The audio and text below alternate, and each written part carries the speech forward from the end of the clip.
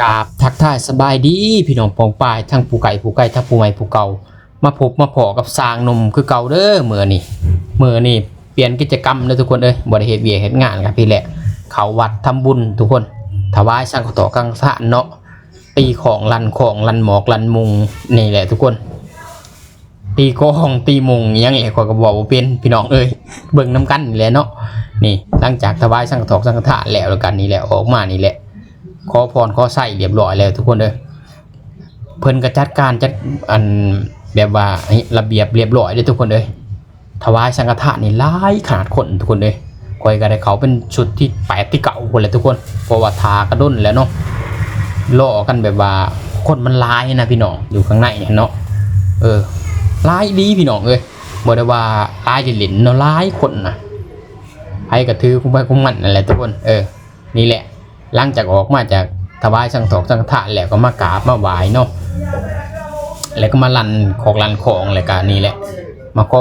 พรมาเสียมเสียมสี่ทุกคนมาสร้างนมหรือมาหยุกอันยังอันนี้พระพิฆเนศบอกเลยว่ายังสร้างเนาะสร้างหน่อยนี่ก็หยุกปีนเลยทุกคน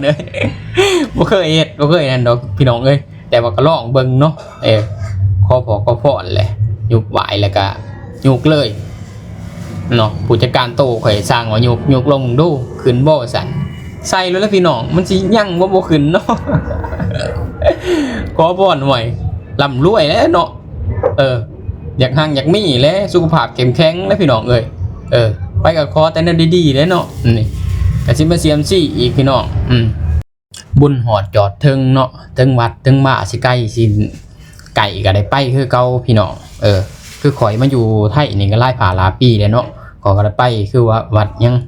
ไม่น่าปากขนงนี่เนาะแล้วก็ไปวัดปากน้